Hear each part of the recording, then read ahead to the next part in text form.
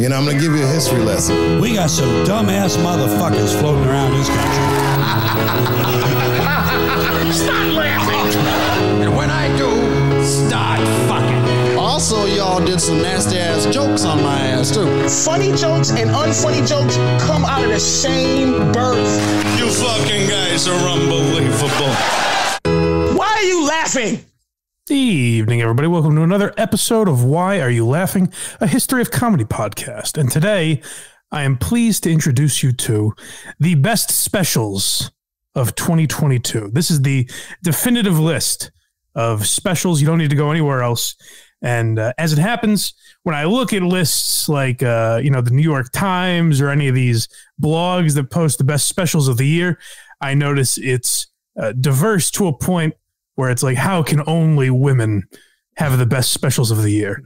But then when you look at my list, it seems like it's only white people. So I guess we all have our tastes. I didn't mean it to happen that way, but it seems like it did. You didn't know women are the funniest comics, so that's why. We'll talk about all of that, but these are specials I would recommend throughout the year. Now, something I would preface this with is there are only 2 specials on this list that I would say qualify, maybe 3. We'll talk about it as we get there. But 2 for sure that qualify as what I would consider like, old school specials in the sense that, specials used to be special. Like when someone had something on HBO on a Friday night, you were like, wow, Chris Rock got an HBO special. Holy shit. Now everyone posts them on YouTube, and that's what they should be doing. I hear a lot of comics complain about that and things. That's what they should be doing. That's the best way to get their name out there. It advertises their live dates and all of that. So I think it's smart, but having a special is not the same as it used to be. So there's really only, maybe 2 or 3 specials on this list that I think 10, 15 years ago would have even been released. And another thing that's changed over the years with specials is like Louis kind of ruined this for everyone, where Louis created the model of a special every year. Hate that. It was something George Carlin was kind of doing, where he was trying to churn out these hours, and Louis really, picked up the ball and ran with it and did a special every year. Now, a lot of Louis specials are really, really amazing. And the 2, since he's come back, have been about a year, maybe a year and a half apart, and have both been excellent, I think. But not everyone's Louis C.K., and I think that's the issue. Now you're seeing a lot of guys that and girls that are putting out multiple hours over a pretty short time, and it's like, what would make you? Brendan Schaub has 2 specials. Mm-hmm. So that's the level we're talking about here with people churning out specials. So we're going to get into it all today. And let us know if you guys, respond on Twitter or Patreon or wherever you guys communicate with us. Let us know if there's any that I missed, because I'm sure that there are. The list is, I think, entirely YouTube and Netflix, which I know, Amazon has some, HBO has a bunch. I feel like HBO has sort of declined in quality, but I'm sure there's some I've missed. So you guys let me know, wherever you communicate with us. And you can find those places to communicate with us on blindmike.net. That's right. That's our home base for all of our links. You can support this show, Why You Laughing, or the Blind Mike Project. All the free links on Apple, Spotify, YouTube are all up there on blindmike.net. And if you'd like to, back us with a little quiche, say, Mike, I'd like to be a partner in this whole thing, then come on the Patreon, join us. Starting in the new year, we have bonus episodes. I believe the first one will be Joe Matarese Part 2. Ooh, very exciting. Yay. And depending upon how this Stuttering John, we're recording this the day the Stuttering John episode comes out. So if we get good response on that, maybe Part 2 of John will be the second episode. We'll see. But yeah, if you guys are interested in I want to have Carl on to do the breakup of Opie and Anthony. Oh, love that idea. And I think that will be a main feed episode. That'll go out for free and everything. That could be a 6-parter though. Yeah, it certainly could be. So like, and you know, if we do something about Howard Stern or Artie Lang or something, that'll go out for free. But the more obscure stuff, like I said, with, you know, let's say it's Eric the Midget or Lady Di or the homeless Charlie incident with Opie and Anthony, that sort of stuff is what I'm thinking for the bonus episode. So if you're into that stuff, make sure you subscribe to the Patreon, for goodness sake. We'd love to have you. Oh, also, with this episode, I don't know if you want to get into the YouTube feed fiasco. Oh, that's right. Yes, thank you. Good job, Craig. Good catch. Yeah, so we're going to play a bunch of clips today. Some are from Netflix. And Netflix, I believe the penalty, I'm pretty sure, if you play Netflix content on YouTube, I'm pretty sure they reply with a video of them sodomizing each one of your family members. Yes. They send that back to you. Yep. And you have to watch it. The guy comes to your door, he holds your eyelids open, and you have to watch it. So to avoid that, we may have to edit this episode on YouTube a little bit. Mm-hmm. So listen to the audio version, or if you want the actual video, make sure you subscribe to the Patreon, because YouTube ain't having none of that. Netflix doesn't allow it. Yeah, which is crazy, but YouTube's honestly been fucking my ass the hardest over like Comedy Central. Yes. Viacom in general. Comedy Central, yeah, that's a good place to start, actually, because Comedy Central used to be one of the kings. If you weren't on HBO, not one of, it was the place to go for a while. Well, I would say HBO was like the pinnacle for, you know, like if you name some of the all-time specials, yeah, Eddie Murphy, Chris Rock, those are on HBO. Yep. So HBO is like the pinnacle, but for, you know, up and coming comics, the place to be was to get a Comedy Central special. The presents, even those were my favorite. Yeah, yeah. Oh, and that's really like, I mean, we've talked about it a bunch with Mitch Hedberg and Dane Cook. Mm-hmm. We've mentioned Gaffigan. Like when I was a kid, all day it would be reruns of Comedy Central presents Nick Swartzen, Jim Gaffigan, Dane Cook, and Mitch Hedberg. Like in a given week, you could see each one of those 6 times. It was crazy how often they ran those. So it was great for the, you know, young comics to get that half hour. And it was at a time where everyone was watching cable television, obviously. Then Comedy Central started doing weird stuff with their specials where like the famous example is Norm Macdonald will always talk about me doing stand-up. One of my favorite specials ever was on Comedy Central. Love it. And it was on at a time, I haven't fact checked this, I take Norm's word as gospel. But Norm has said it was on at a time where it was like, you know, Earth Day or Green Day or something like that. And there was an hour where every channel said, hey, turn off your TVs to help the environment. And at that time, they debuted me doing stand-up, Norm Macdonald. So literally, America turned off their televisions the hour that one of the greatest stand-ups of all time debuted his first ever comedy special. And Comedy Central was like, man, this thing really isn't performing.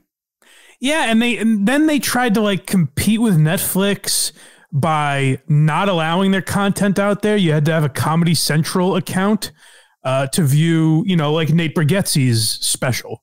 The special that if you wanted to watch that, you had to have a Comedy Central, you know, like premium account or something to watch online. And all I've heard was that like the website didn't work or anything. And this was to compete with Netflix, who was making stars out of, you know, Bill Burr, Tom Segura, John Mulaney, all these people. That's it. Mulaney had his first special was Comedy Central. Nate Bargatze, Norm Macdonald, like the names we're just casually throwing out there were, you know, are the best in the business now. And Comedy Central just kind of like ignored that and did nothing with it and weren't able to keep up with the streaming services and everything. And now they play reruns of Seinfeld and The Office. So it shows you how well they were able to adapt to modern times. You can see where all their funds went.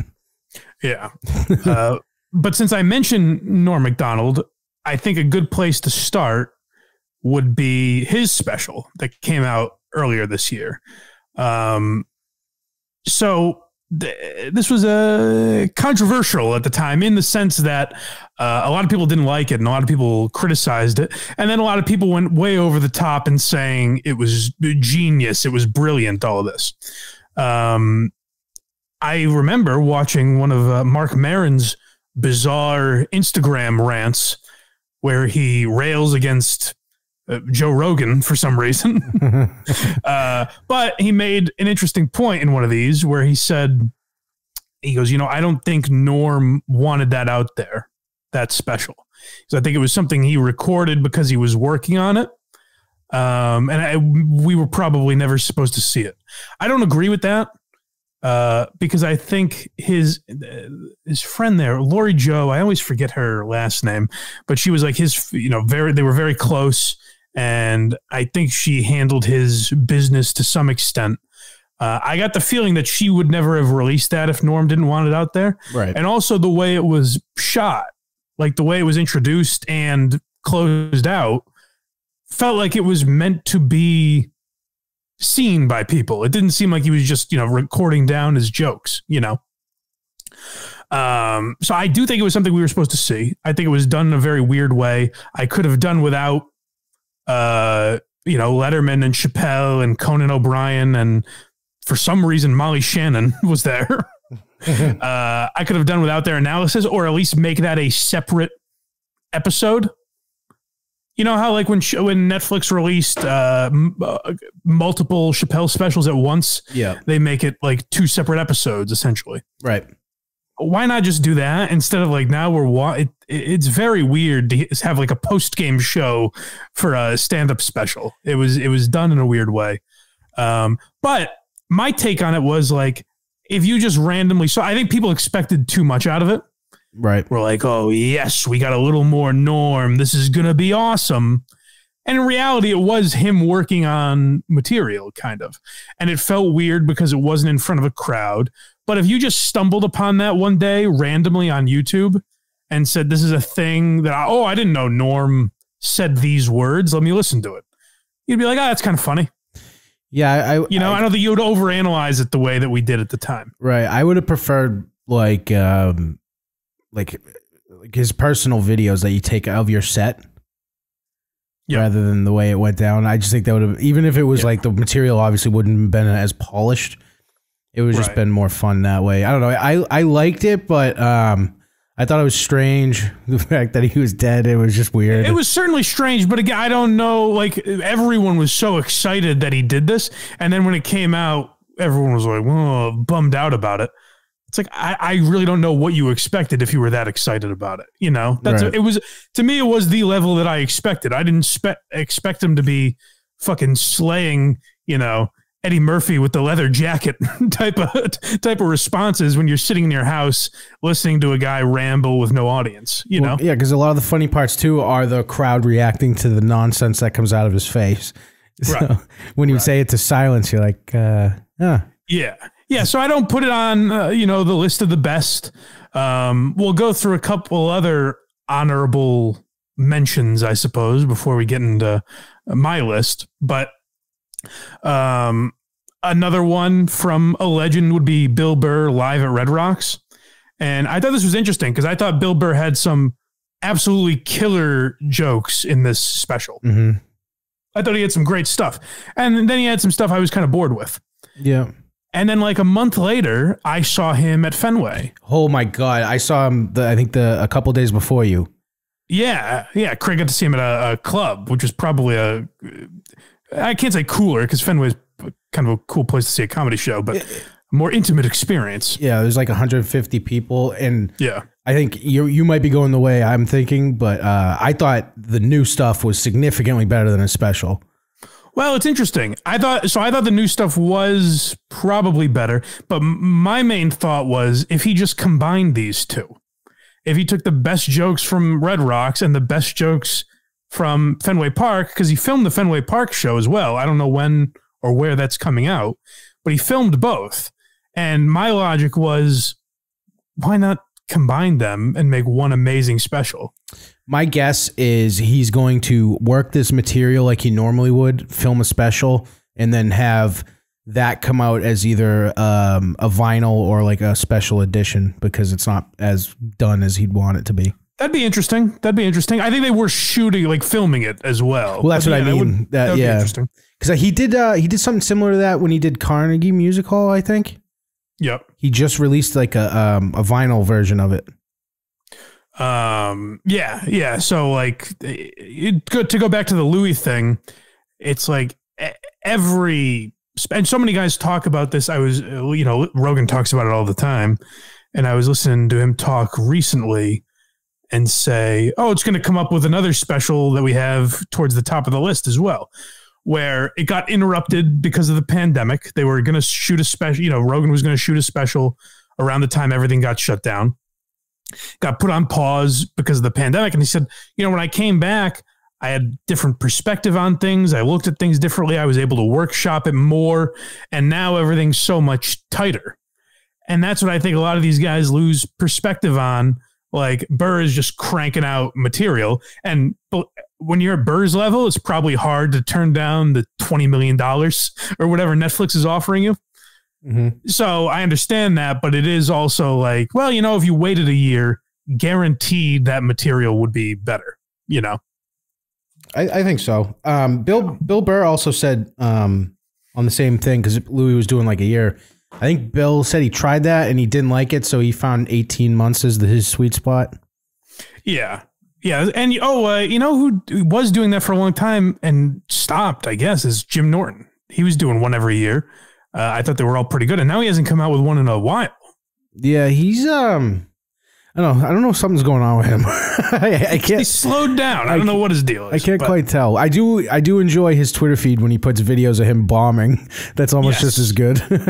Yeah. And that's an interesting thing too, is like crowd work specials and things like that.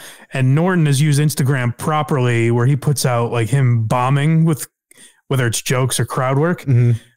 But a lot of people, like Stavros Halkias, has blown up because of crowd work on Instagram.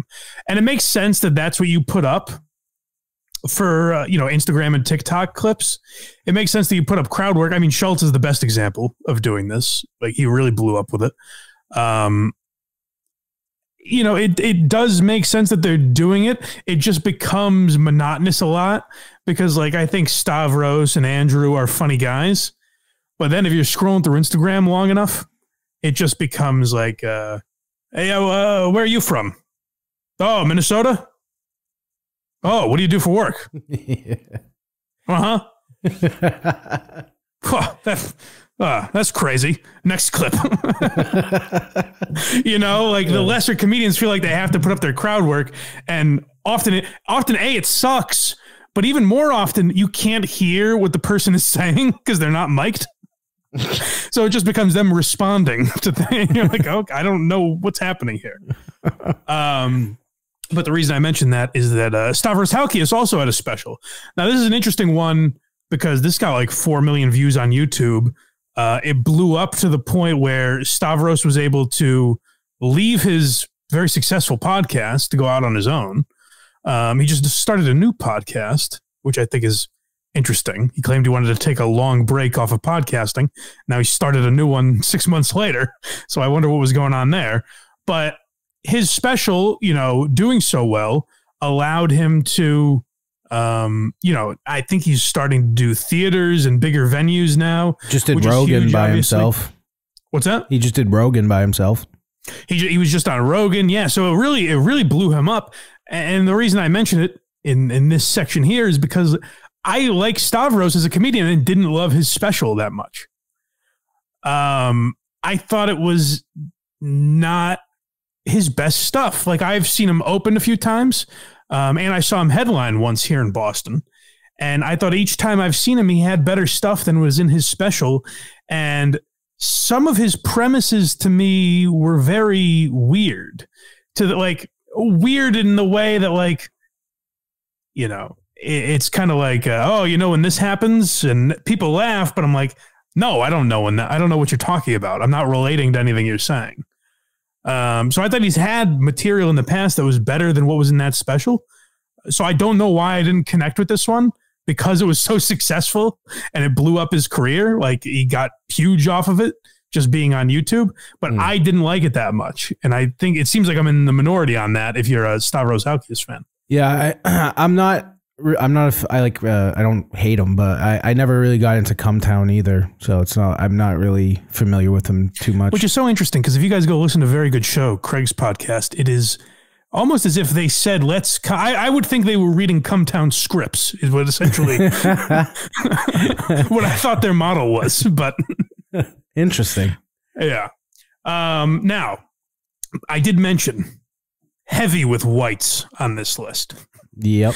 So I just wanted to, a couple Jews though. We got Jews, which I think is important in this time, but given what Kanye has done to the climate, I think it's important that we have Jews on this list. Right. And a gay. Yes. Oh yeah, that's right. And a woman. So where you listen, among whites, we're very diverse. But I just wanted to mention a couple specials that I did watch. And that are on these lists. So like the New York Times will put out their list, and for whatever reason, their list is not just like the funniest special. It's like, the best message, and it's so weird that you have to turn comedy into that. But also the list, if you look at the names and the background of each person, you're like, boy, it is odd that a vast majority, like you're saying, white males dominate comedy, and yet not one slipped onto this list somehow. It's very weird. So I just wanted to mention a few our honorable mentions also don't help us. Well, some places did like name specials that I did enjoy. Like, for example, Ronnie Chang was one that I saw come up a lot. Do you know him at all? No. So he works on The Daily Show now. And I know who he is. Yeah. Yeah. I think he's very funny. And I thought his first Netflix special was very good. And so I watched his Netflix special this year that came out that was called Speakeasy on Netflix. And I didn't think it was as good, because it is very heavy in the politics. And I feel like the second half feels more just like a rant rather than comedy. Like it feels a little more angry for some reason. That's a lot of comedy now, though. Yeah, and I didn't think so. Here's the thing about Ronnie Chang and why I mentioned him specifically. His first special was not like that. He was opening for Tony Hinchcliffe, and not a different guy.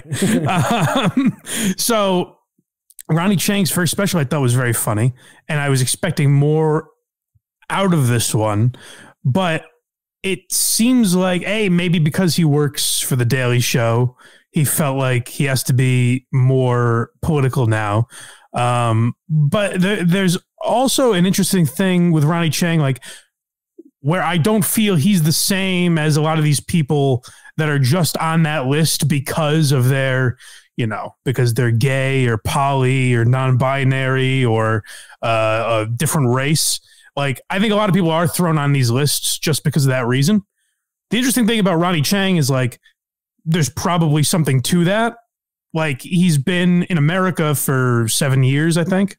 Mm-hmm. So he's not as far along in comedy as, say, Joe List.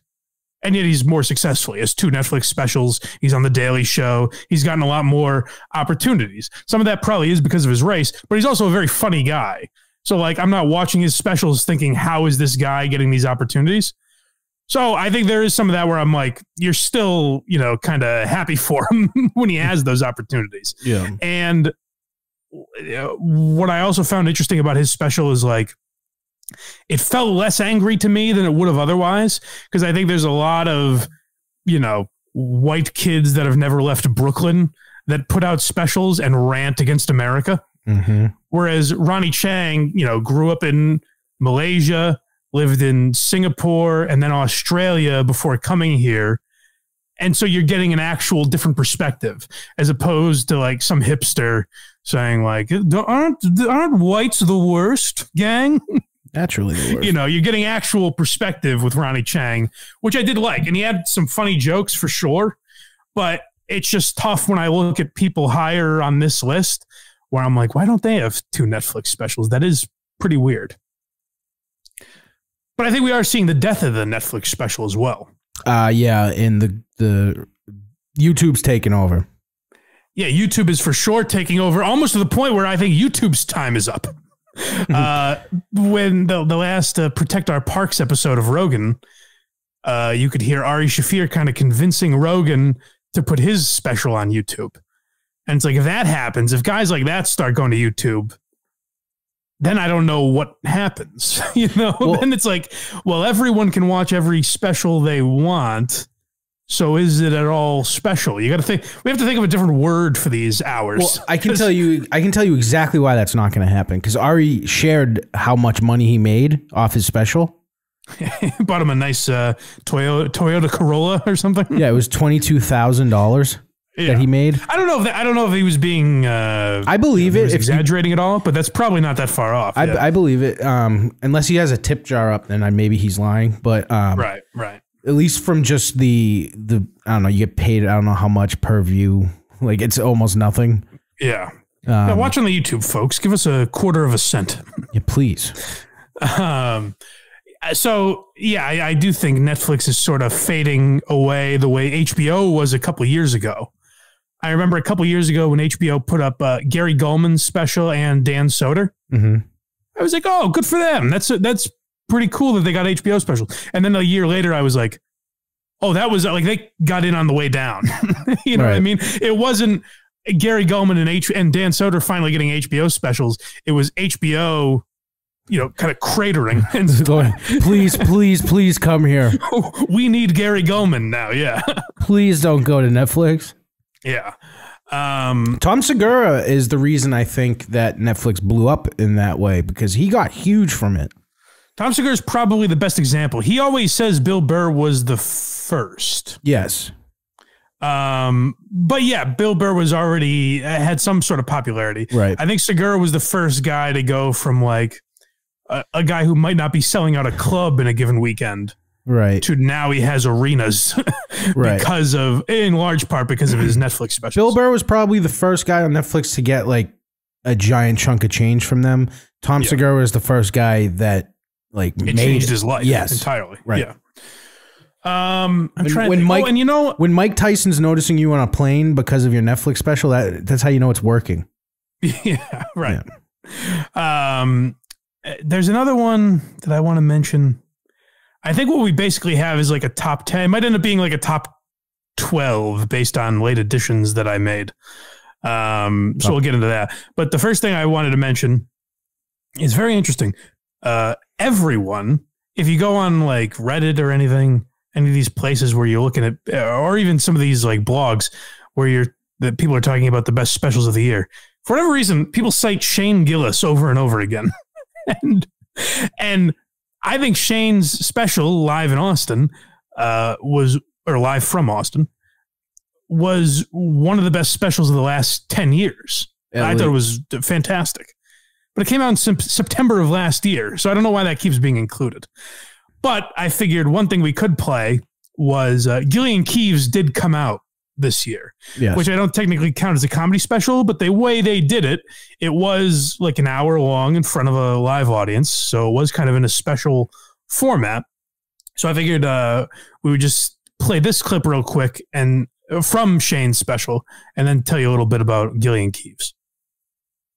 I was thinking about the first time like Congress had to come up with age of consent. That had to be like the powdered wigs and stuff. That had to be a rough day for the fellas. It's like some guy coming up first, like, from Rhode Island, 12. And I was like, ew. No, dude. I don't know. Why'd I have to go first on this one? It's like the hardest one to go first on. So they turned a brilliant bit, by the way. It's so funny. But he also turned that into a sketch for Gillian Keeves this year. Francis Ellis. Francis Ellis is in it, yes. Yep. And it's a longer format. It's very, very funny. And I think, hard to say, season 2 of Gillian Keeves better than season 1, would you say? No. No, there are a couple sketches. I think that sketch. I think the Trump playing Hitler. See, that was funny, but I also think Trump speed dating was funnier than Trump Hitler. And I think the Matt McCusker sketch at the very end. That was maybe their best one ever. I think those were three of their best ever, in my opinion. Matt McCusker was so friggin' funny in that sketch. Silent Assassin. He was so great. But I love like sketch shows are tough now. Like even I think you should. Is that what it's called? I think you should. Tim Robinson. Yeah. Like that has very hit or miss, and everyone tells me to watch. I got to give it another chance, but I tried it, and maybe I was just in a bad mood or something. I didn't get it. Just watch the haunted house one. Okay, that one's very funny. Everyone tells me to the point where I'm like, I have to be wrong because everyone is saying how great this is. Me too. The haunted house one legitimately made me laugh really hard. Okay. The rest of them I was like, that's kind of funny. Yeah, so I think Gillian Keeves have the best sketches going right now. Mm-hmm. The idea, and maybe they wouldn't want to work with Netflix or something. And I've talked about this before, but where Netflix I feel is fucking up is they are not giving, what they should be doing is not just giving Shane Gillis a special. They should be going after Gillian Keeves. You know what I mean? They did a special with Tim Dillon this year that we'll talk about in a minute, but they should be trying to give Tim Dillon a show on Netflix. Like Mark Normand and Sam Morrill have both done stuff with Netflix, and they've talked about wanting to write a movie. Bring them in. You know what I mean? Right. Joe List just made a great movie with Louis C.K.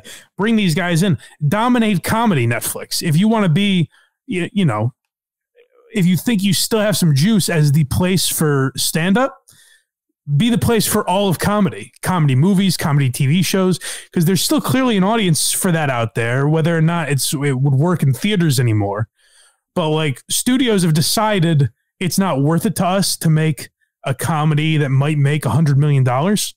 We'd rather make these franchises that'll make $1 billion. So Netflix, why don't you be the place for that? Make that your niche, you know, and that's where everyone will go for comedy. Right. Exactly. So yeah, I think that's where they're fucking up, but it's unbelievable. Like Gillian Keeves is so well done, and it's just these dummies from Philly that are making sketches, you know? I wonder how much money was stolen from the Gillian Keeves coffers. Why do you say that? Well, what's their friend, Six?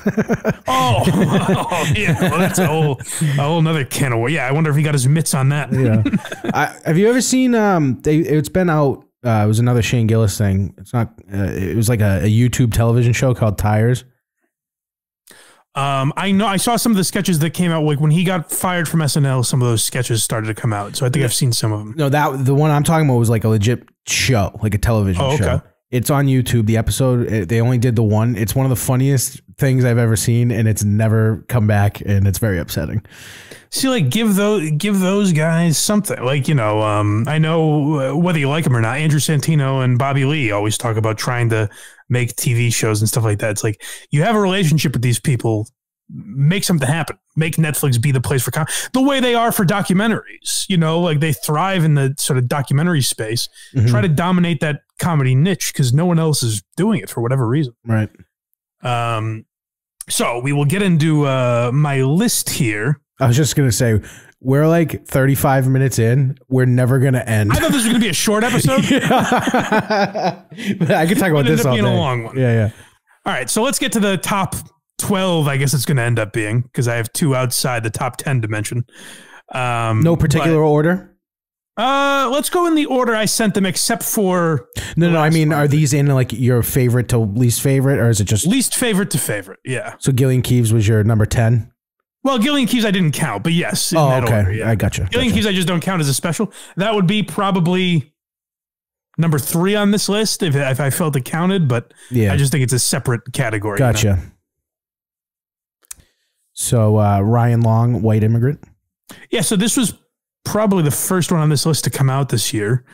And Ryan Long, if you don't know him, is from Canada. He also makes some very funny sketches on the internet. Extremely funny. He is the podcasting partner of Danny Polishchuk, who helped us discover Peter Schickele on this podcast. Weirdest episode we've ever done. which I fucked up. I saw Ryan at Skankfest, and I should have said I'm the Shickley guy. Just so you know. Yeah, we get him in. but yeah, I think Ryan Long is very funny. I loved it at the time, and then as the year went on, obviously some specials came out that surpassed it. But at the time, I was like, boy, this is very good. It didn't do as much as for Ryan Long as YouTube specials seem to do for a lot of other people. So I wanted to mention it on this list because I think more people should check out White Immigrant. He's, you know, I hate using the word like shock value, but he's similar to Andrew Schultz in the sense that he's hitting on very topical things, and he's, you know, down the middle, I think, politically, but always taking the side that you aren't supposed to. You know what I'm saying? Those evil Republicans. Yes, those dirty dogs. So this is a clip from Ryan Long's White Immigrant on YouTube. And the trans stuff, you gotta talk about the trans stuff. That's the only way to get press. But very funny line. That's the system. That's the new system. That's how you have to do it. Jews used to run the media, not anymore. Caught slipping, Jews. I don't know. There's a lot of articles. They're like, you know, if you have sex with a trans person that still has a penis, you suck the dick. There's nothing gay about that.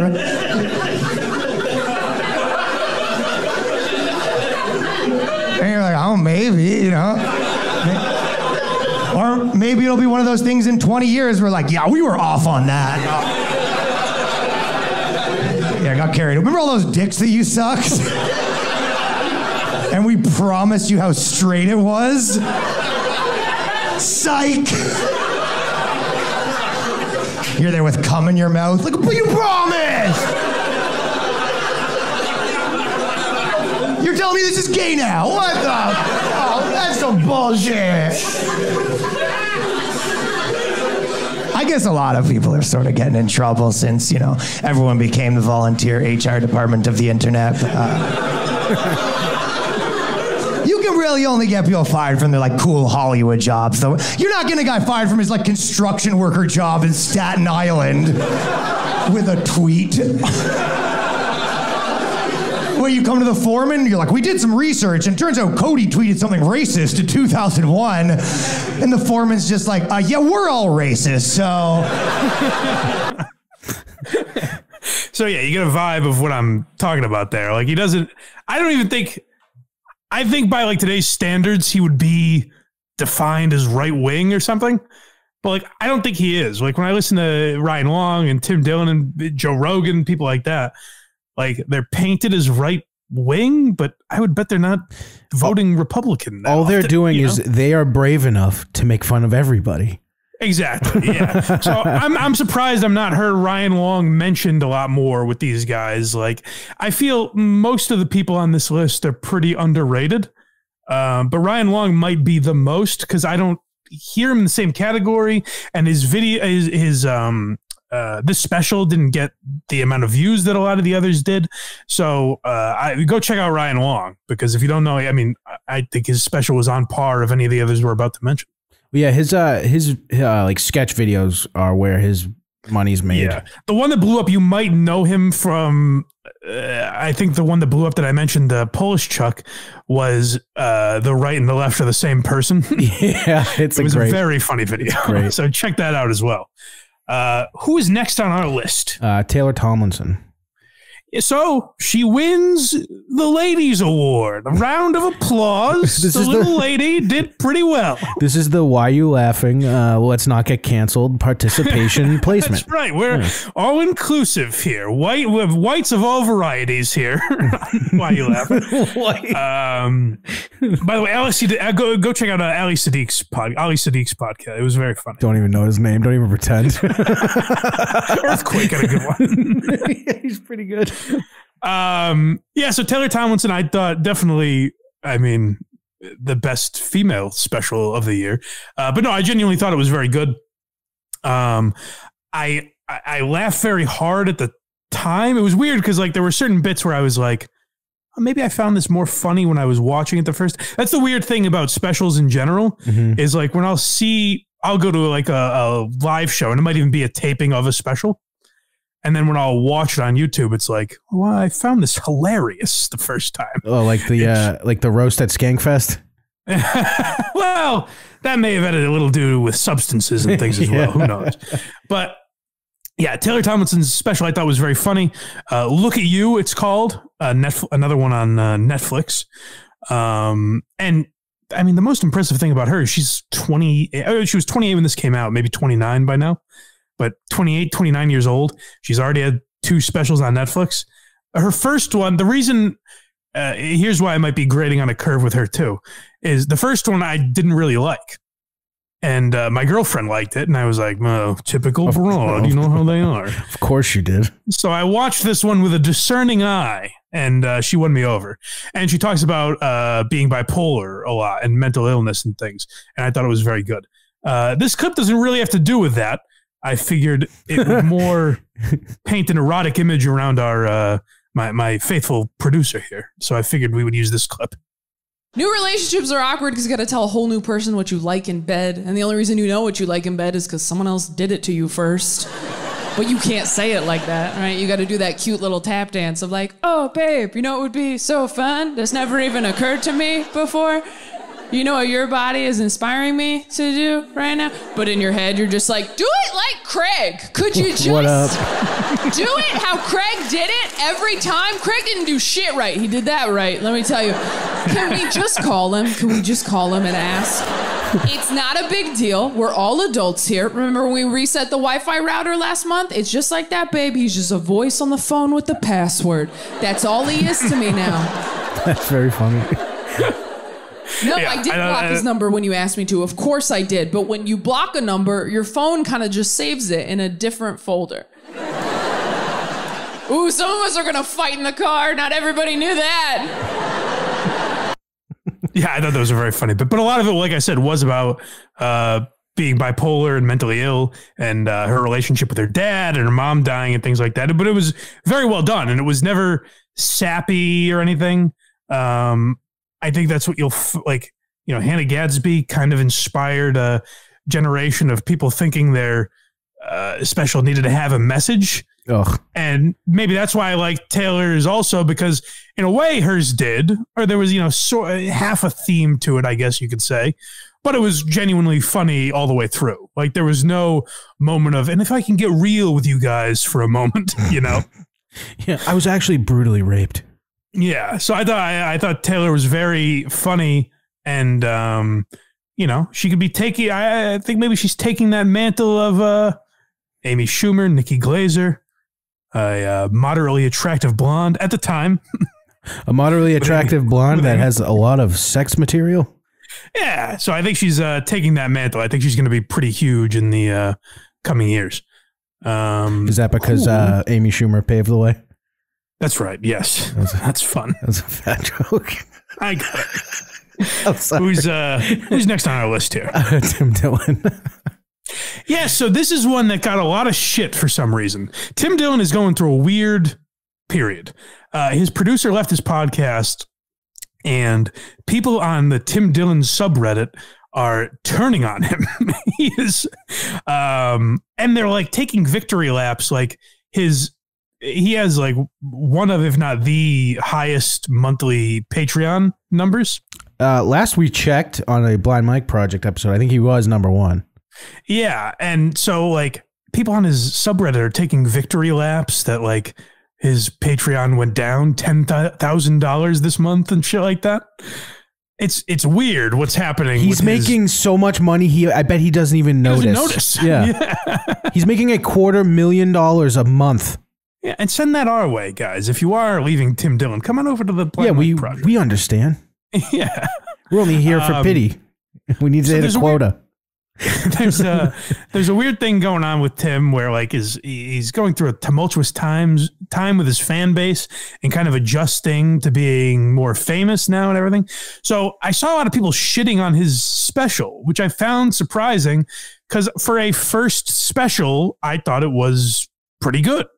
I don't think it will be his best when his career is done. Like if he keeps putting work into stand-up. Now, part of this might also be like what Michael Che shit on Tim Dillon for is he basically called him a guy that got famous because of his podcast and didn't work at, didn't get famous through his stand-up. So he does shitty stand-up shows is essentially what Michael Che said. Mm. And a lot of people took that and ran with it. I watched this special and I saw it live as well in Providence when he was up here. And I really enjoyed a lot of it. I thought there was a lot of funny, smart material. So we'll play a clip from it real quick. This is also on Netflix. A Real Hero, it's called. It's weird that we had this global pandemic, but the way we dealt with it was very local. That was never better evidenced by when you told a doctor that you were being vaccinated in different parts of the country. Like in New York and LA, if you were like, hey, I'm fully vaxxed, a doctor would be like, yes, bitch, you're a silly whore. You're a dirty little cum slut, that's what you are. They got so excited.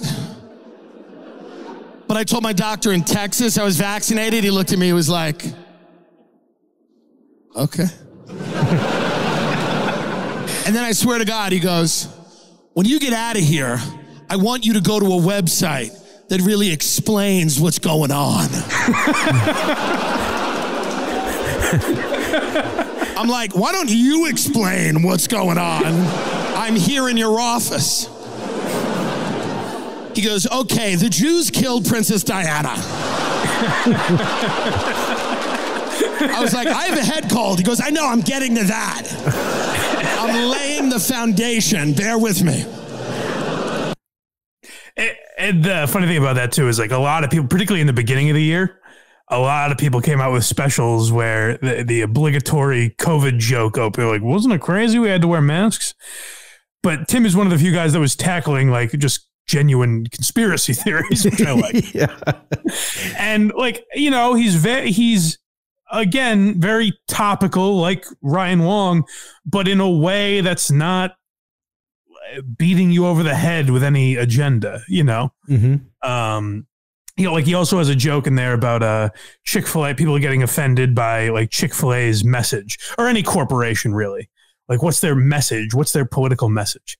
And he goes, have you ever been to a drive-through and thought, I wonder what this guy thinks about abortion? I'd really like to get into his head. So I thought it was really good. A lot of people said they were disappointed. And, I threw like the subreddit under the bus, but people that I don't even know if they're, typical Reddit troll, people just messaged me saying like, hey, I know you're a Tim Dillon fan. I found his special disappointing. And I was like, really? I'm surprised by that. I don't think it was as funny as his podcast is. Sure, but I think his podcast is very funny. Right. So like, I don't know if it's a tough grade. I don't know if that's what people are trying to say. I think it is. I think that's what they're judging it by. And I don't know if that's a fair assessment, really. I still thought it was funny. Yeah, I thought it was it made our top 10 as we count them down here on Why Are You Laughing? Yeah. What is next on our list here? Giannis Pappas. Trying to think. Okay, yeah, because there's two I want to insert here, and I'm trying to think of where exactly. But yeah, I would say Giannis Pappas probably fits at number 9. I thought it was very good. It seems like Giannis is trying to border on what we were taught, like with Ryan and Tim Dillon and Joe Rogan. What we were talking about with them politically, it seems Giannis is trying to get into that world a little bit. Yeah. Isn't that why you, I forget which part, was it History Hyenas or something? Isn't that why like it didn't work out? Yeah, because DeStefano wanted to do a little more like, I don't know, mainstream or something. And like, I think he felt like, for some reason, he felt like Giannis was too dangerous. It's basically what it came down to. But yeah, I think Giannis is a funny guy. I didn't know him as a stand-up at all. I hadn't seen his stand-up before. His YouTube special, Mom Love, which did very well. You telling me he's a little too much for Chrissy Backsteps? He's a little too hot for that world, I guess. Yeah. But I thought his special was great. Like I said, he gets into some of the, pseudo political stuff, but he also talks about relationships and things like that. And so this is him talking about getting married. They start losing their mind around the rehearsal dinner. That's when they start getting giddy, women, because that's like the last time they're going to be like a regular person, you know, before they turn into Queen Elizabeth. So they start getting giddy about it. They're like, okay, remember. My wife is like, remember, after the rehearsal dinner, you can't see me at all till tomorrow. Okay, don't ruin it. No, stop. Not even a peek. No, you can't. No, stop. Not till tomorrow. Don't ruin it. It's bad luck. You can't. And I had to pretend like I cared about any of this at all. You know? I was like, why are we stopping at one night? Why don't we, you know, make a streak out of it? How about a whole week? How about we call this whole thing off? You can't say that, all right? You can't say that. You can't say what you're thinking, all right? When you get married, guys, I'm giving you advice, you're gonna have to go big. You're gonna have to act. Take an acting class if you have to. Don't say anything that's on your mind or anything reasonable. Just go along with it. No matter what she says. Can't see you till tomorrow. No, stop. You can't. Don't say what any normal person would say. Be like, yeah, I know I can't see you till tomorrow because we'll be asleep tonight. So it's kind of the same as yesterday, isn't it? You can't say that. You got to remember, you're dealing with a mentally ill person at this point. Be very cautious. You'll get a coffee mug thrown at your head. So when she says you can't see me, not even a peek, no. You play it up. You go big. You act really shocked and scared. You go, what? What do you mean I can't see you? Don't do this to me. Don't do this to me. Please don't do this to me. I'm begging you, please. I need to see you. Just give me a little peek, please. Don't do this to me. Just give me, and then start scratching yourself like a crack addict. I don't know if I can make it. Don't do this to me. A full 7 hours. I can't do it. Please don't do this to me. Yeah, so I thought Giannis was very funny, and he kind of surprised me because I didn't know a lot of his stand-up, so I thought that was very good. And that's, again, another guy who probably came out with his first special at the right time. You know what I mean? Like, yeah. He was fully developed. And there's also something there, like, I think there's a thing in comedy where it's become, you know, and now this podcast is a perfect example of people probably overanalyzing comedy, but there's a lot of people that would like listen to that and be like, oh, he just talks about marriage. And it's like, well, if you have an interesting angle, like I've never heard that take on a rehearsal dinner or something like that. So it's like, if you have an angle on something that is unique and you haven't heard before, just fucking do it. You know what I mean? Like the topics themselves aren't hack. Like everyone uses an example of a hack topic as being airplane material. Yeah, it's almost hack to bring that up as hack at this point. Right, exactly. And then Louis did one of the best airplane bits of all time, you know, 20 years into people saying you can't do material about airplanes. Right. You know, so like it's almost kind of nice that like guys just bitching about their wives is sort of coming back. The new airplane is a comic saying, yeah, just the other day I was walking and blah blah blah. Honestly, it's becoming like, isn't it crazy? We had 2 years of our lives taken away. It's like, yeah, we got it. Yeah. I think this is probably a fair place to insert one that we don't have a clip for. And that would be Nick Kroll. I would put it about number 8, which I totally was not expecting. Mm-hmm. His special on Netflix, Little Big Boy, I think it was called. Haven't seen it. I thought it was very good. And I was surprised because he had a Comedy Central special come out when he had his show, Kroll Show. Mm-hmm. And he included a lot like Bobby Bottles service and a lot of his characters. Which I found like it just wasn't for me. I found it kind of annoying. Yep. In this special, he does like he'll do voices a little bit when it's necessary.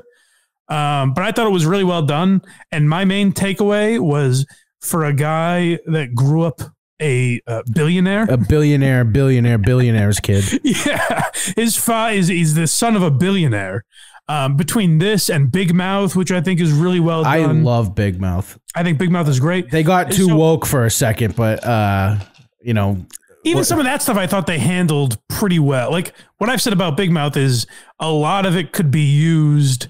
I get that you can't do it because of the language and shit like that, but it could be used in like middle school health classes. Seriously. Because it's so well done.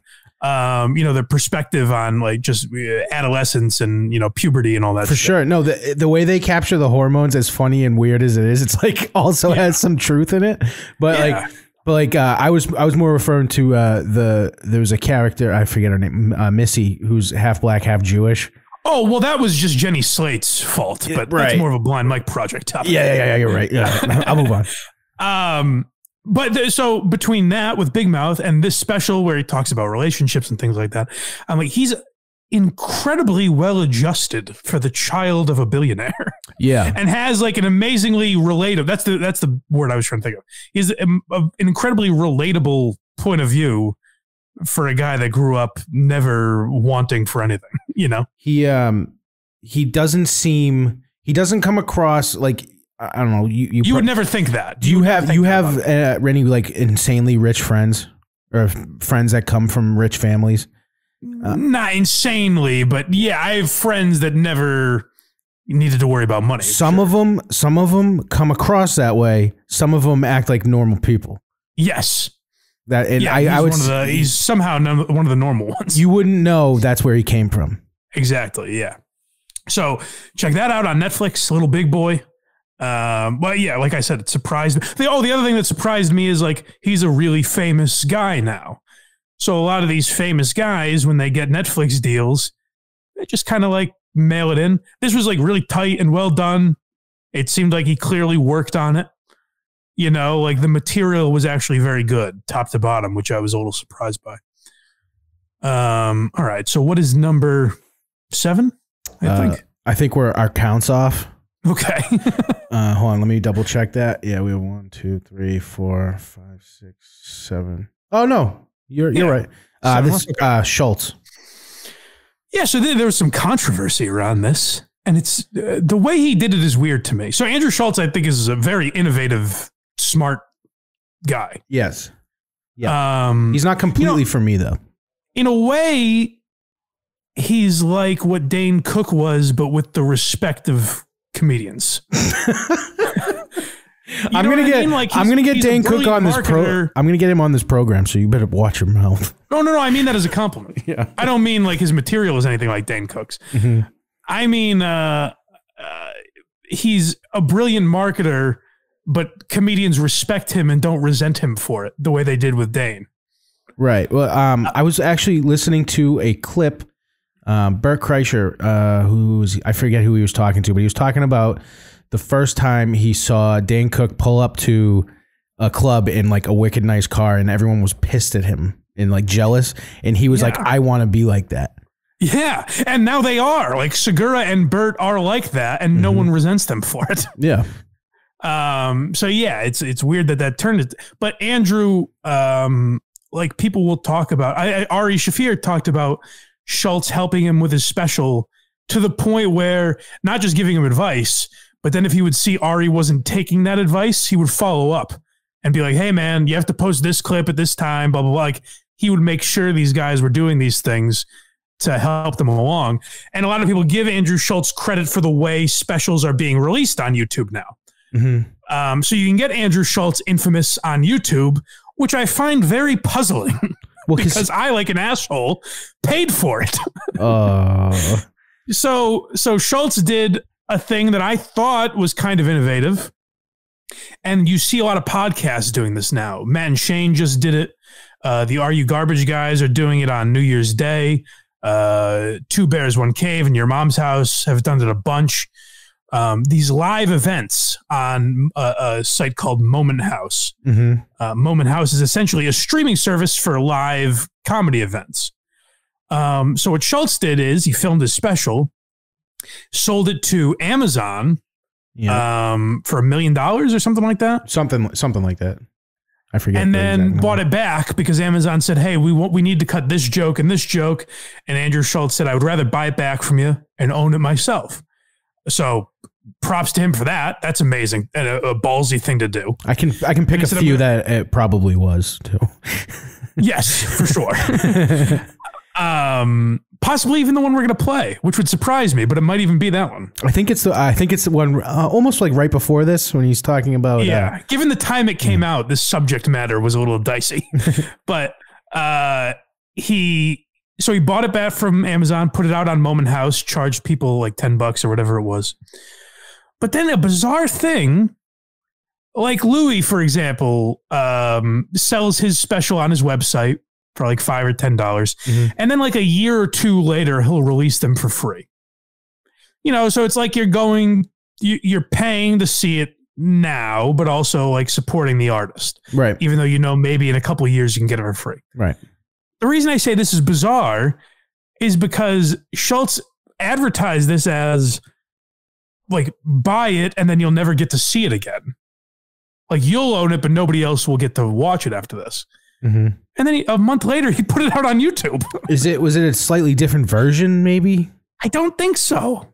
I don't know. I don't think so. So it was a weird way to do it, and like I'm glad people can go watch it for free, I guess. So go check out Infamous on YouTube. But I thought it was really funny. The other controversy around it is people have said Andrew steals jokes. Some people will say he stole them from the internet. Some have named specific comedians. I don't think that's the case. Owen Benjamin. We've argued this on the Blind Mike Project, so go listen to that. I'm probably a little more lenient with joke stealing than most, just because I think, like we talked about in the joke stealing episode, I truly believe that most of it is coincidence more than anything else. Well, I think we turned you. I think we turned you on that Owen Benjamin one. I might have turned a little bit on that one. I can't remember, but I think you might be right. Because you found out it was years apart and not at the same time. But regardless, I thought this special was very funny. Andrew, I should have put Andrew in that category too, of guys like Ryan Long. Yeah. Where, Andrew Schultz purposely goes after like the hot topic of the day as almost, again, a marketing strategy. He knows that'll get clicks and that'll get interest, but he doesn't take like the approach you're supposed to on them necessarily. So this is him talking about abortion, and this was released. It was recorded when the abortion stuff was happening in Texas, where Texas was trying to ban abortion, but it was released like the week the Supreme Court ruling came out. So this was that joke. Texas. Oh, Texas. We didn't talk about how they're taking away your scoops, ladies. Isn't that fucked up? They trying to take away your scoops. It's unbelievable. I just want to let y'all know right now, ladies, I am with you. I think it's your body, your choice. I agree with you on that. 100%. I agree with you when you say that men should have no say in the decisions you make with your bodies. Those are your decisions to make and yours alone. And I feel that way because at the end of the day, when we all go up to heaven and God's like, why were y'all killing babies? We're going to be like, y'all.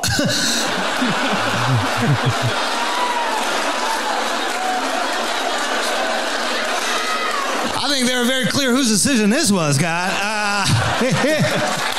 Looks like you need to pay for your sins, babe.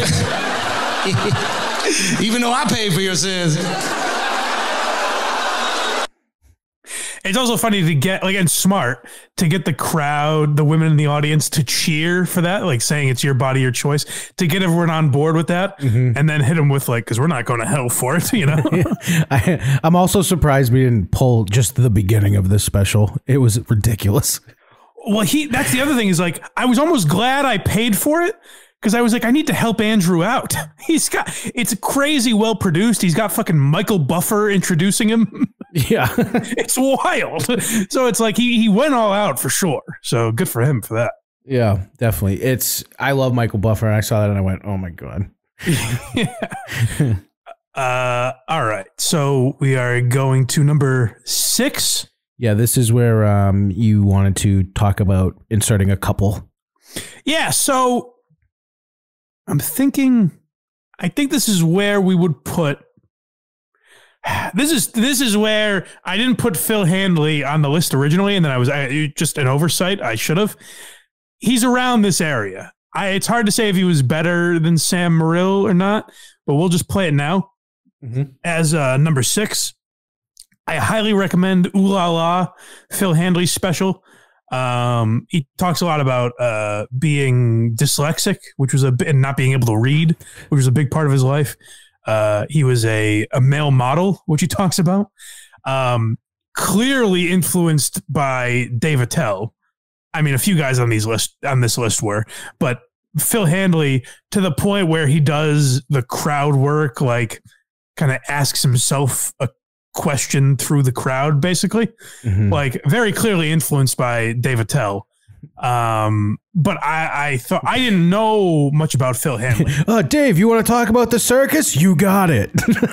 yeah. Honestly, it's that. It's all to the point where you could argue it's like ripping it off. I would probably hate this guy then. It's very close to that. But I think he's very funny, and he's in that crew. Like he's friends with Mark Norman, Sam Morril, Joe List, and he's in that crew, but not nearly as well known for whatever reason, which I think is strange to me, because when I watched this special, I was like, oh shit, he's maybe a step below those guys, but probably, will be on par with them once he has some more material out there. But I really liked Ooh La La on YouTube, so check that out. And this is a clip from that talking about being dyslexic. I'm extremely dyslexic, sir. And when I was a kid, I was in special ed all through school. My mom would do all my homework, all my projects, and then they still put me in special ed. And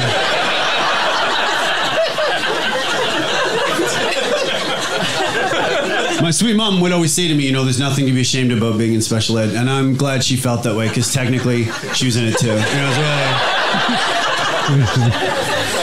It's wild. If your mom does your homework, parent-teacher conferences, it's like a different... It's a different vibe. So the teacher would be like, I think Phil needs to put in more effort. And my mom would be like, how dare you? He's working full-time. He's raising 3 kids. He's a modern woman. So it's that, I think you could even probably tell from that clip, very like Joe List, Sam Morril, that same kind of vibe. But yeah, I thought his special was very funny. So check that out. And now we're in the top 5, I guess, right? We have 5 left. Yep. So yeah, Sam Morril, like I said, I went back and forth on whether or not Phil Handley was better than that. I think Sam Morril, one of the most underrated comics working today, finally got a Netflix special. Well deserved. But I didn't think this was his best material. I think I Got This was better. The Comedy Central special that was released on YouTube, they got millions of views. And I also thought his Up on the Roof, his rooftop special that was filmed during the pandemic. I liked that one a lot, because I liked it was almost like a documentary. Yeah, it was well done. And I thought that he had better material in that as well. That's no slight to this, because obviously I thought it was, one of the 5 best specials of the year. But this was called Same Time Tomorrow on Netflix. And it was, I'll admit, like, it was kind of cool. Like guys like Tim Dillon and Sam Morril getting Netflix specials, as much as maybe that means less now. I don't know. But it was kind of cool to see Netflix kind of start to acknowledge guys like that, Right. So this is a clip from Same Time Tomorrow. I saw a guy in the park the other day, tall white guy in a t-shirt that said, fuck racism. And I was like, problem solved. All it takes is the shirt. I was embarrassed I forgot to wear my Islamophobes can suck my nut hoodie. We could have teamed up. You got to wear your obvious beliefs on your shirt. Everyone knows that. I'm going to roll into my friend's birthday in a shirt that says against baby rape. My friends are going to be like, why are you wearing that? And I'm going to be like, are you for baby rape? Because some of us are a little fed up. I just love that phrasing, a little fed up. It's a good word. Fed up's good. I feel fed up with baby rape. Yeah, and that's Sam and Mark have a similar style in that way, where it's like very set up punch. Like they'll talk about, kind of topical shit, but it's all very like, influenced by guys like Mitch Hedberg, but it's also deeper material. You know what I mean? Right. So yeah, I think Sam's is worth checking out for sure. And like the podcast that he does with Mark Normand, We Might Be Drunk. They go over bits a lot on there. So it's also kind of cool to hear them like work out bits that they're doing and then see them perform, like how it came out, basically, like how they kind of crafted it over time from when they mentioned it on the podcast. Kind of similar to how Bill Burr does it, where he mentions shit on his podcast and then you'll see it in his stand-up. Yep. That happens a lot of people now. Yeah. So number 4, I believe, is another Netflix one, right? Neil Brennan? Yep. So as much as we're saying Netflix is dying, they're cranking out a lot of these best specials of the year, at least in my opinion. I thought Neil Brennan's was great, actually. I thought it was a great special until... Did you watch it? No. Well, you could probably turn it off like 3 minutes early. So Neil Brennan's, one of his previous specials was called 3 Mics. Yep. Where he had 3 separate microphones and each one had a different meaning. So like he would get serious and talk about his personal life when he was standing at one mic. The next mic was like funny stories. And the third mic was one-liners that he had written. So it was a cool way to do a special. And there was a lot of like introspective stuff in there. This was strictly jokes until the last like minute. I said 5 minutes, maybe a 1 minute, like the last minute or so, he cuts off like the audience, like there's no audience. And he's just like, why do I do this? It's just like supposed to be some introspective, weird thing. It didn't ruin the special for me, but if it was, 3/4 as funny, it definitely would have, You like luckily you remember he's related to Kevin in these moments. Yeah, well, you're actually surprised he's related to Kevin, where you're like, how is no one calling him out for this? Yeah. But luckily, the rest of the special was funny enough to offset that. And like I said, Netflix really rails us. So there are a couple of jokes from this that I wanted to play that we can't. Hopefully, we get away with playing this one. But I thought this was a really funny joke about Kanye West, actually. Oh, you know who's a liberal conundrum as a person? Kanye. Yeah, because when Kanye first started, he said George Bush doesn't care about black people, and conservatives were like, he needs to shut the fuck up, and liberals were like, no, he's an artist, let him speak. And then he started saying how much he liked Trump, and liberals were like, you know what, he doesn't need to shut the fuck up. People are just, at this point are just exhausted by Kanye. People are like, that guy's fucking crazy. Yeah, no kidding. He's a rapper. Since when do you rely on rappers for their emotional stability? Like, what's your argument? Like, back in my day, there was a guy named Flavor Flav. And he'd walk around and say, yeah, boy, you know what time it is. And we did know what time it was. He had a fucking giant clock on his chest.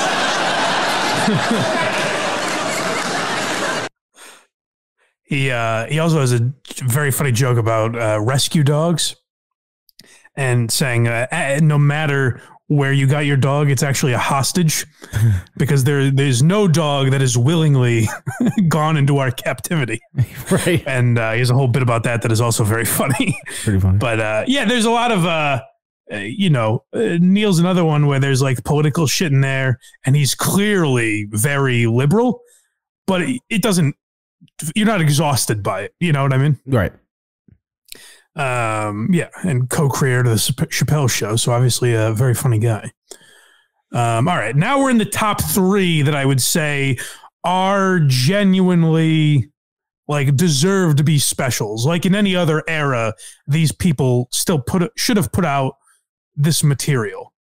And number 3 is a guy you probably have not heard of unless you watch go way back in the catalog in the Blind Mike Project. Yeah, that's right. Friend of the program. Yeah, Renan Hirschberg was on the early days of the Blind Mike Project. Very funny guy. He also did a movie podcast with Joe List for a while. I don't know if they're still doing that. But he's very funny and a great joke writer. And he opens for Louis a lot. He opens for Sam Morrill a lot. It's only like the last couple months I've started hearing him pop up on different podcasts to promote himself. But again, much like I said about Phil Handley, I'm surprised I don't hear him out there that much because he's a great joke writer. So like, I genuinely feel like Ronan could be mentioned in almost the same category as Norman List and Sam Morrill, people he's friends with. And the reason I threw in this joke is because he opens this special with COVID material, but it is COVID material that should, even if he waited 5 years, he should, like, I think it's actually very funny. It's not the like, remember wiping down your groceries? It's just a funny angle on it, the same way if he was talking about what, marriage or anything else. Like, it's just a funny take on things. I did actually have COVID a couple of weeks ago for the first time, which is fucking embarrassing. Getting it this late. It's embarrassing. It's like finally watching Sopranos and wanting to talk about it. Like, can you believe Adriana got shot? It's like, we did this 2 decades ago. And it's still scary, by the way. It's still scary, because for most people, it's like a cold or a mild flu. But there's always some asshole who's like, it's been 8 months, and I still can't hear birds sing. Lasagna now tastes like rat faces, and rat faces taste like lasagna. Like, just keep it to yourself, okay? It was okay for me. Basically, for 4 days, I lied in bed, really tired and depressed. It was a lot like not having COVID. It was very similar to not. I didn't really know where the COVID ended or began. It's like when I had mono in college and my doctor told me not to engage in sexual activity for like 2 months, and I had to pretend that'd be a big adjustment to my schedule. Yeah, he's very self-deprecating. I just love his style. And like I said, maybe it's because I like guys like I mentioned before, like Norman and List. Maybe that's why I was drawn to Ronan, but I thought his special was great. It's a YouTube special called Jokes from the Underground. He filmed it at the Village Underground in New York. And I highly recommend it. Go check it out. It's another one like Phil Handley and Ryan Long that doesn't have nearly as many views as it should, as I feel it should. But the top 2 on our list, I think, would rival. They're 2 of my favorites of all time, probably. Really, really good. And the one I have ranked number 2, I think I will probably watch more often than the one I have ranked as number 1. I think it has a lot better rewatchability. I just think we'll get to number 1, but it's up there for a reason. But Joe List, this year's material on YouTube, 1 point something. It was nearing 2 million views. Should have more. He was honestly, I Hate Myself, his first YouTube special, has a lot more views because it was on Comedy Central's YouTube and was very funny. But I think this was his best stuff by far. And it's been cool to watch him. Like, I got into Joe List when his podcast was probably the size of this one. Like, he had, basically no listeners. So it's cool to watch him, kind of get more and more popular over the years. He was also in Louis C.K.'s movie, 4th of July, which I think was the best movie of the year. So Joe List has had quite a year. In my opinion, one of the best specials and the best movie of 2022. He opens with, this is a true story. He wanted they went to him and said, how would you feel about having the Comedy Cellar sign? Because he shot at the Comedy Cellar in New York. And they said, how would you feel about having like the Comedy Cellar sign behind you? And in big lights, it says Joe List. And he says, sure, yeah, I'll do that. And he thought it would be like a little sign, like just so you could see it in the shot. It was enormous, and it took up the entire stage. It's huge. And he throws out the actual number. I forget if it was like $10,000 or something. It cost him a shit ton of money. Now, You could also argue it was almost worth it because he has a good, couple minutes on it to start the special. But it was very funny. But this is just another thing I like. For whatever reason, this has almost become a genre of jokes, like people breaking down movies. Like I think Mulaney breaking down Back to the Future is hilarious. You saw Louis do this with Good Will Hunting in his last special. That was very funny. And Joe List talks about Forrest Gump here, and it's a breakdown that I've never really heard before, but is very funny. How about Forrest Gump? You see Forrest Gump? Where'd you go? You saw that one, right?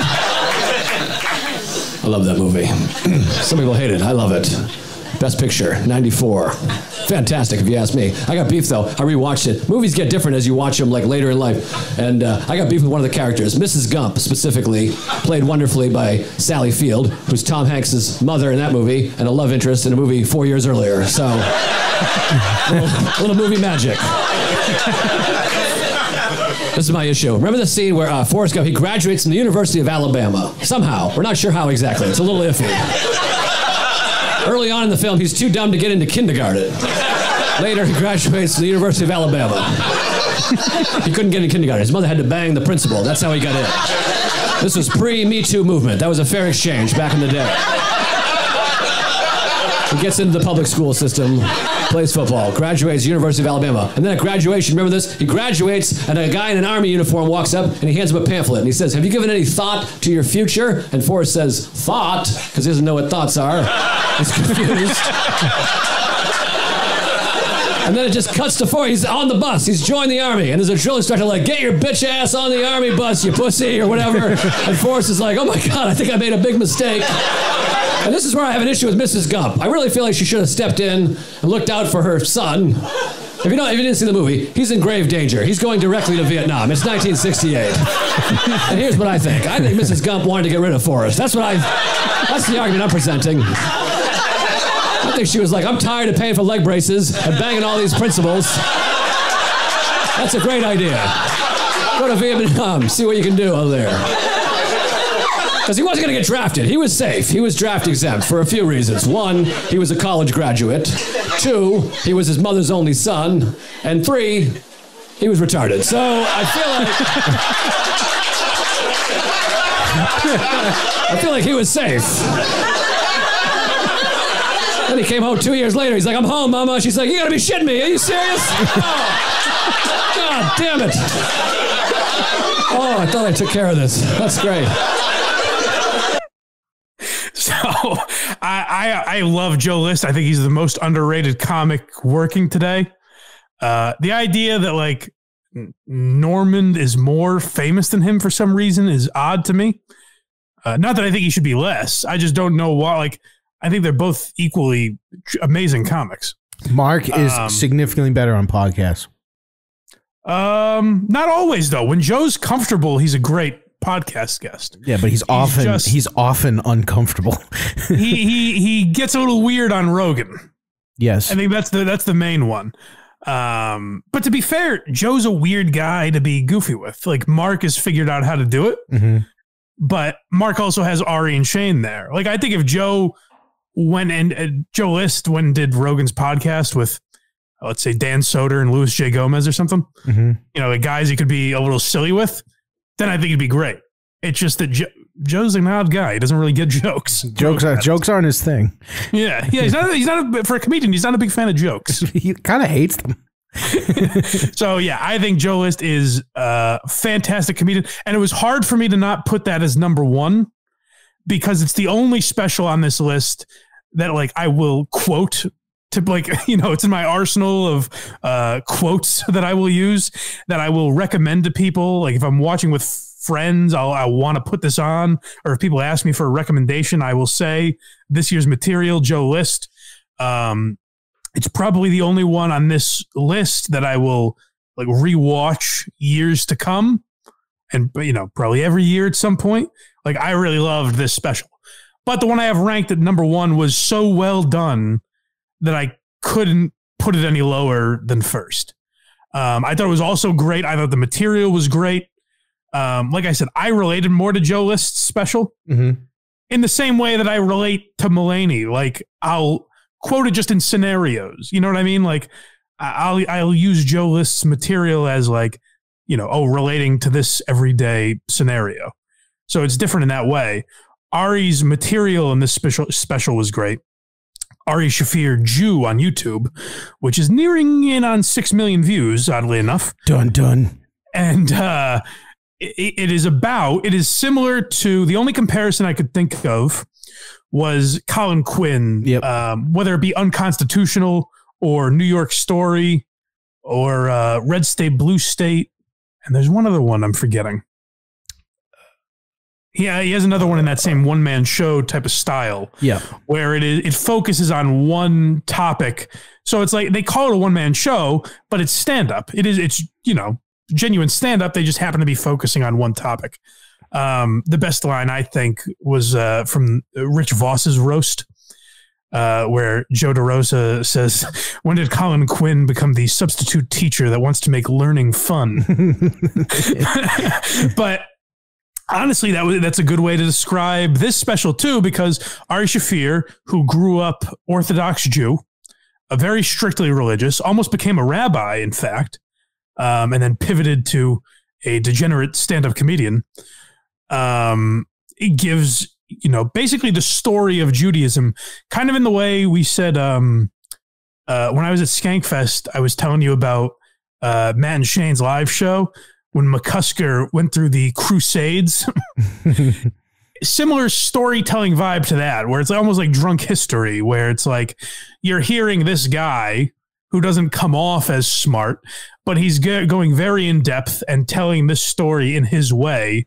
And you are like, kind of through the back door learning something through it. Right. I do actually quote this special a lot. This one? Yeah. My boss, Bruce Mittman, some of you might know who he is. Boys. Hello, boys. Every time he like asks me to do something and I like don't hear him because he speaks funny, I'll be like, sorry, I'm just being a dumb goy again. So I learned that from this, which is funny. Yeah, it's very funny. And my one, it's not even a complaint because it's good. It's good all the way through. Mm-hmm. There's not a point where it like loses steam, I don't think, but it is an hour and a half. It is very long. So I just put that out as a disclaimer, just because we're all, like TikTok and, short form videos have really fucked up our attention spans. As this podcast reaches 90 minutes, but yeah, right. Yeah, you can handle this. If you made it gotten to this one, if you made it this far, you will love this special. Yeah. So I think it's very well done. Let's just hear a joke from that. There might be better jokes in this special. This is probably the one that I laughed the hardest at. I thought this was a very good choice. It's about Hanukkah. But yeah, same amount of presents though. You're supposed to get one present a day for 8 days, and then if you have like 9 or 10 presents, you just double up a day or two. So one year I didn't have 8 presents. I only had 7 presents. My mom didn't know what to do to get me every day a present. Instead of just getting one extra present, some shit like wrap an avocado, you dumb bitch. Instead, her fix was to split a present into 2 and wrap each half separately. Like I wouldn't know. Like I opened up day 1's present. I was like, oh, it's skateboard wheels only. I wonder what's in tomorrow's flat oval box. She's like, you'll never guess. I'm like, it's for sure a skateboard, Mom. I'm the second smartest race in the world, and this is very easy to figure out as it is. Korea.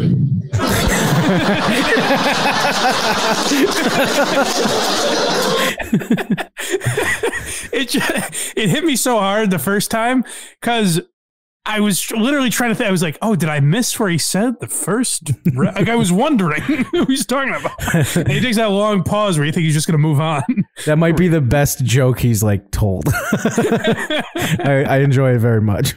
I love that. But yeah, like I said, there's a lot to it. He goes through the entire story of Judaism as well as like his own personal stories, and it's shot very well.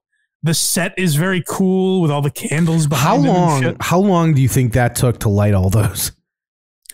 Oh, it must have been crazy. And they had to do it both nights. He filmed on 2 separate nights and they had to do it back-to-back nights. Get all new candles for the second night? Yeah.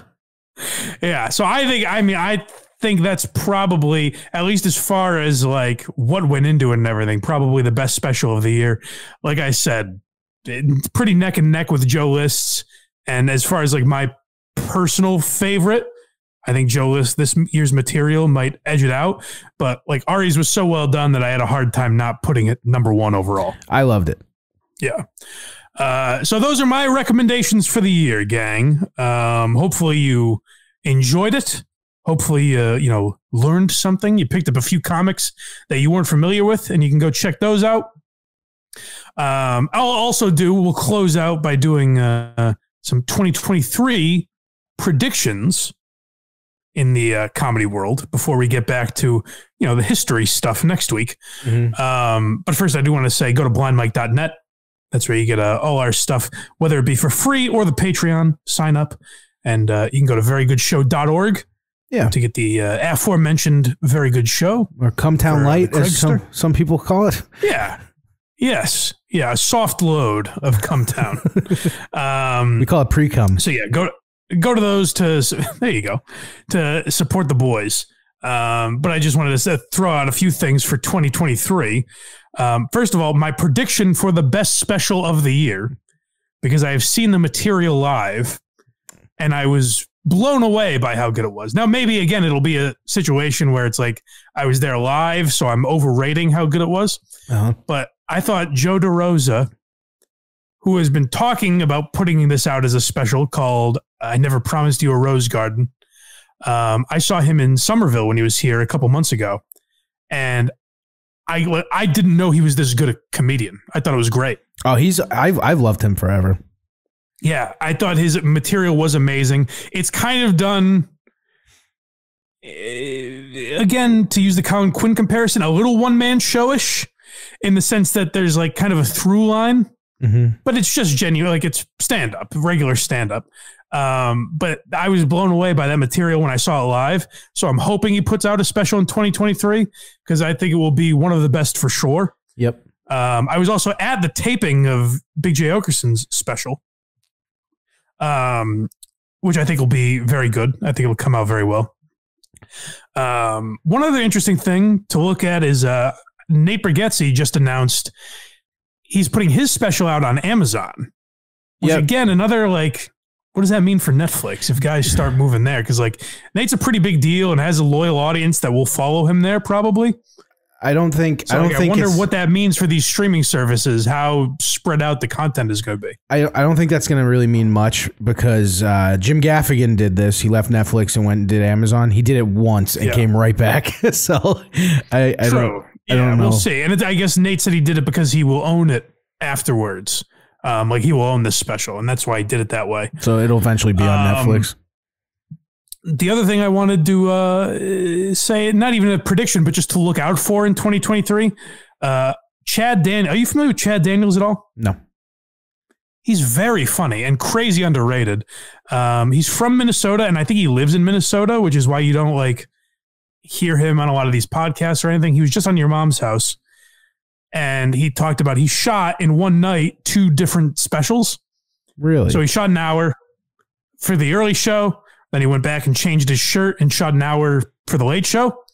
And he's releasing both specials in 2023. I would say look out for that because I think Chad Daniels is hilarious and doesn't get mentioned enough, even by me. Like I forget about him sometimes. Is he going to do it at the same time? Like release the same day? That I don't know. He didn't really get into that. I'm curious about that. I think it'd be cool if he released them like on separate platforms. That'd be actually neat. See which one does better. Yeah, I think that'd be interesting, but I don't know how exactly he's going to do it, but keep an eye out for that. Shane's probably going to have one come out at the end of next year. I would think so. Yeah, I would think Shane will probably have one. Mark Normand will probably have one, or will have one. He's shooting it. I think Andrew Santino has one coming out on Netflix, which I would say I thought his Amazon special sucked. Andrew Santino. Yeah. Like I was really disappointed with it. And then I saw him at the Wilbur the last time he was here. and was really surprised at how much better he'd gotten. Yeah. So I'm going to keep an eye out for that. And guys, I would say to also watch for whether they put out like a half hour. Oh, that's the other thing I meant to mention at the beginning too. Like Akash Singh put out a special, quote unquote, that was very good, but it was only 20 minutes long, which I thought was an interesting way to do it. It's a popular trend. I wouldn't even consider that a special. That's just like a YouTube clip. Some other juggernaut did the same thing. Who's that? Fucking Gringo Poppy, dude. Oh, well, yes, you're right. Yeah. Yeah, so I guess, Brendan Schaub really started the trend.